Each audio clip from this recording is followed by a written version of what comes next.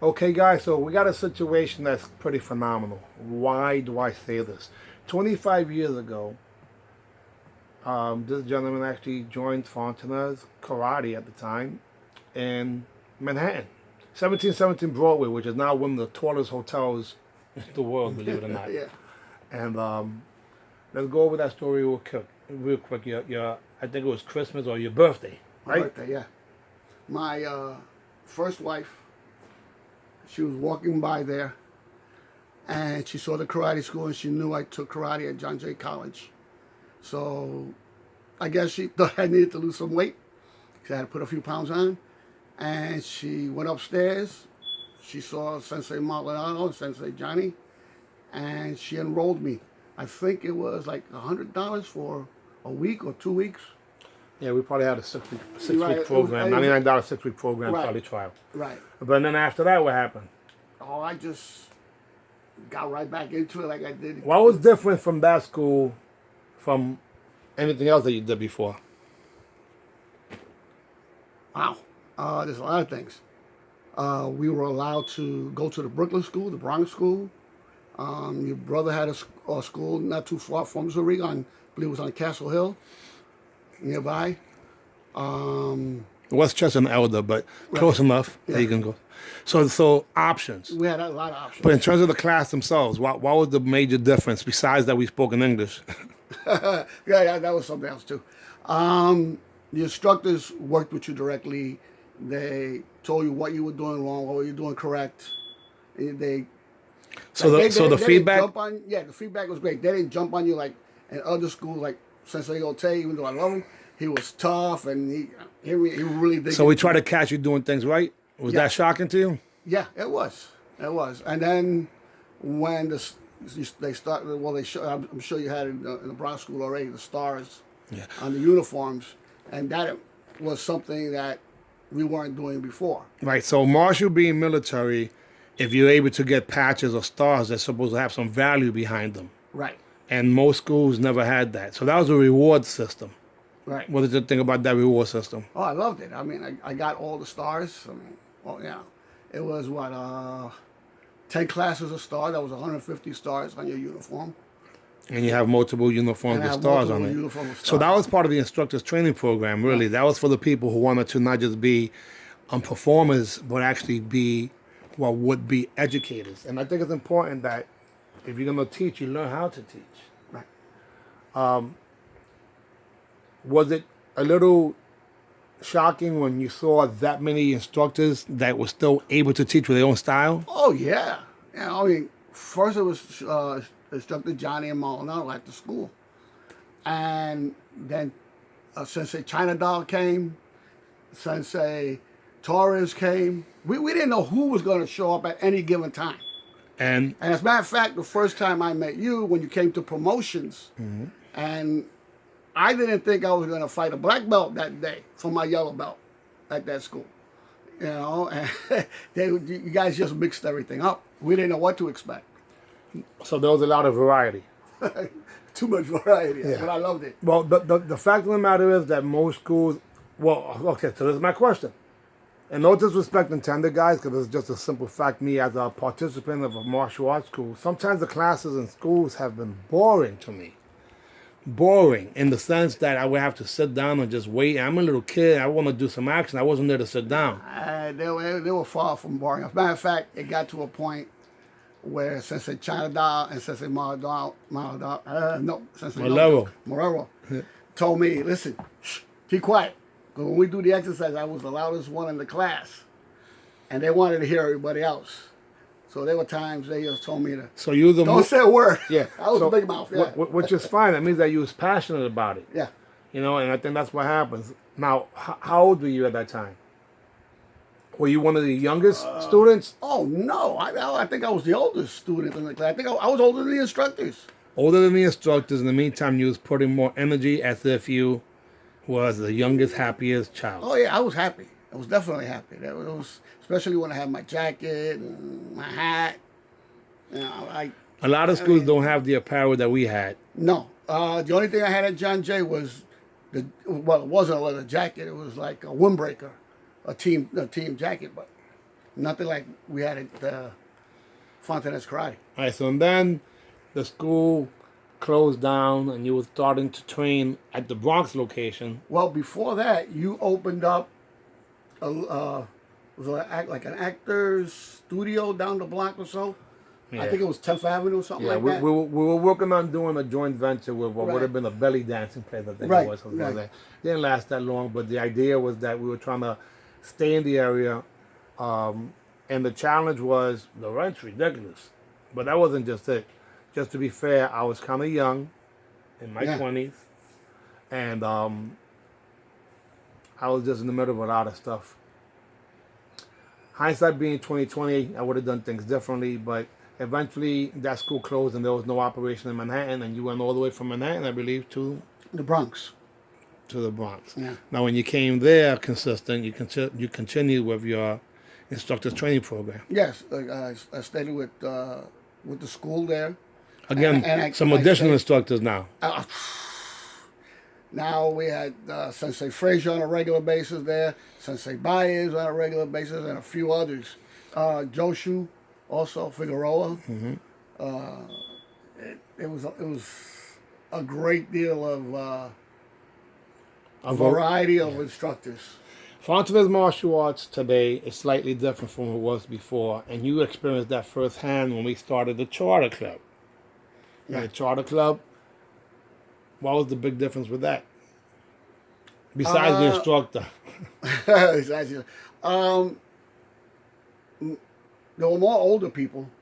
You know, I mean, I was the oldest in the class, but how can I phrase it? There was only one teen and everybody else was adults. Right, exactly. So a Charter Club made it where it was more like an exclusive group of people, Exactly. and the classes were taught by... Grandmaster Fontanez, not Master Fontanez. And, you know, this was 2 years ago already, Yeah? but you still have the apparel. Oh, yeah, of course. And another note, we didn't have rec suits back then. When you first put on your first rec suit, what happened? I bought every Rex. Yeah. It has pockets, which is a big difference. You know, Easy to care, no yeah, shrinkage, no shrinkage. no ironing. They're super comfortable. Yeah, you don't. I mean, all you need to do is just wash it. Like really. So it made life easier. Oh, extremely. So even when it comes to the apparel, the clothing, it's on a different realm Yeah. of what most people. Yeah. Energy and motivation is probably the key. Catching people doing things right. Isn't that what separates us from most? Separates you from all of them, because the other schools are not the way your school is designed.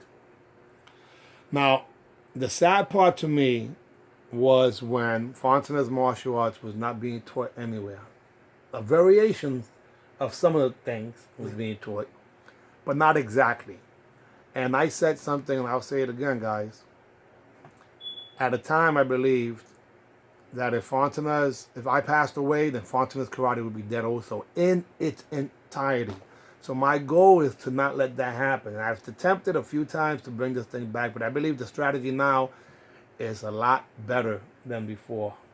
Because Alicia Jameson, I'm saying people's first and last name, that's she initially, Senpai, Sensei now, in case you don't know this. She's 35, so because of that, and she was about 7, 8 years old when she first started. Yeah. So because of that, then we get a chance to really have some quality instructing.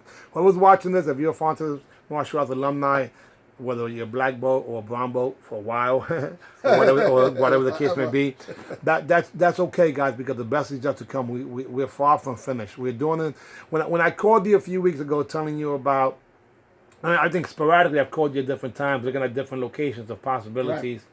Try to keep you into the mix.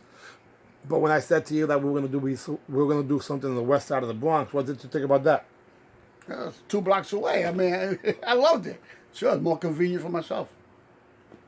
Now, we gotta be flexible, guys, because we do not own the place, but the place is available to us. And the main reason why I'm doing that is because the kids who participate in the after school, they really cannot afford that type of quality instruction. Mm. But now they'll be able to if they're part of the boys club.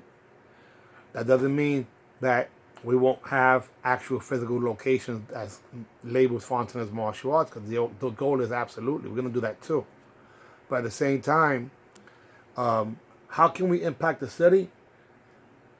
Imagine if, let's think about this. Imagine if all the schools that teach Shotokan and Taekwondo and Goju at facilities like boys clubs and YMCA's and community centers, imagine if they did Fontanez martial arts in terms of energy and motivation and everything else. How would that area be different in terms of the children respecting? Yeah, discipline will go up through the roof, because that was one of the main things the instructors at Fontanez Karate wanted. Well, one of the things too that I think was different when I started. Okay, let's talk about that for a second. At the charter club, when I started teaching, you noticed that I did not stop with what used to be Fontanez Karate. Right. I called it martial arts because the truth is we have a variety of styles that were combined in the umbrella of martial arts, so the evolution. But I started adding things to it, including the student creed, where now, winners never quit, quitters never win, I choose to be a winner, became why, because I was born to be a winner and it feels good. Now, were you surprised at the upgrade of some of those things? No, I just took it for granted. I mean, that it was part of the creed that we weren't doing before. Right, but did you expect it to be like that? No. So we keep people guessing and shocking them. So every time you know the answer, we change the question, right?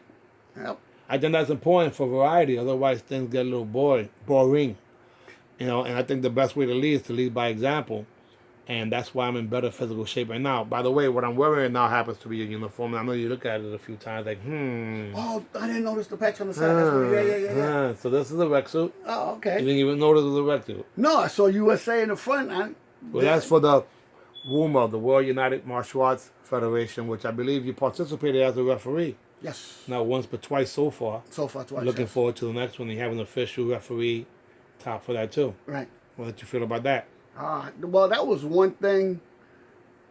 Even though the instructors at the Zuriga school taught us how to do the point system and stuff, it's something I never thought I'd be doing. Be an authority in terms of judging. Right. And I never, as much as I like the katas, I never thought I'd be giving points out to somebody doing the katas. And you did a great job. It was pretty cool, right? It was fantastic. I loved it. All right, so if you had to say martial arts is important at an age group, is it more important, and this might be a trick question, is it more important for a kid that's young and they're 5 years old or someone who's 65? What would be your answer? If you wanted to answer that. No, all ages is perfect from 5 on up. You're never too old or too young to start taking the classes. So the 5-year-old benefits of learning how when he bows it shows respect, and how he bows or she bows shows self-respect. And there is a distinction between what would be discipline and self-discipline. Right. Self-discipline is accountability. And, of course, discipline is when somebody tells you what to do, which is pretty cool if you're a child. But as an adult, self-discipline is what you're looking at. Right. At 65 and above, have you ever heard of people getting knocked out in the name of a game? How sad has that been? That's really sad, especially in the Bronx, the way things have been going around. People attacking old people. I mean, people are 86 years old. Come on. I mean, you're 20 years old and you're raping a 96-year-old woman. I mean, come on now. There's no values right now. And people ask me about the Bronx, what are the good areas? And I tell them, look at the floor. If there's crap, if there's door crap on the floor, that means they don't respect the area. But we're looking at a major change right now. What are you noticing right now is happening to the Bronx? A big overhaul of the Bronx. For the good or the worse? I guess it depends how you look at it, but if you're able to stay in the area, it's good. But if you're not, and majority of the people here are not able to stay in the area. They're doing the same thing to Chinatown. And that's going to be a real problem trying to force the people out of Chinatown. It could be, but the point still is that, I mean, the quality of your neighbors on the point. Yeah. From a scale from white belt to black belt, what kind of neighbors do you want? White belts? I prefer black belts, to be honest. So then you may have to pay a little more in the sense of pay attention, because there's ways to get around things. There is ways to be able to be around a good neighborhood without it being where you can't eat. I don't mean that. It's sad when people are being displaced for things like that, but at the same time, just to be fair, if you owned this house here, would you want your neighbor's house to be like the way it is now? Hell no. And that's just being as honest as possible. If you would give me 2 reasons why someone should train at Fontanez martial arts specifically as compared to most other schools, what could it be? What's the biggest things that you think that are really, really different and maybe important, whether it's for children or even adults? Well, first, your focus is going to improve greatly. You know, your surroundings, you're going to pick things up really, really fast that you weren't aware of before. And the discipline. You're going to learn how to respect people. Like, when I say yes, sir, some people take it, well, you're calling me old. No, I'm not calling you old. I don't know your name. I'm just trying to show respect to you. Or like, yes, ma'am. You know, Well, I think you're showing self-respect for yourself. That too. To make your mother proud. Oh, no, also from the era I come from, for example, that's what we said. God forbid if I would have said something else and I didn't know you. So bringing back the true school. The true school is based on self-respect and respect. Making our parents proud regardless of what age we are. Exactly. Your mother would be embarrassed if you did not do things properly, and you might still get a smack in your mouth. I won't. No, I wouldn't get a smack. I'd be in St. Raymond's. And we don't want that to happen. All right, guys. The video is ending on that note in the famous words of some crazy Puerto Rican from the Bronx. When I say AB, you say... See ya. We out of here. Thank you very much. God bless. Peace.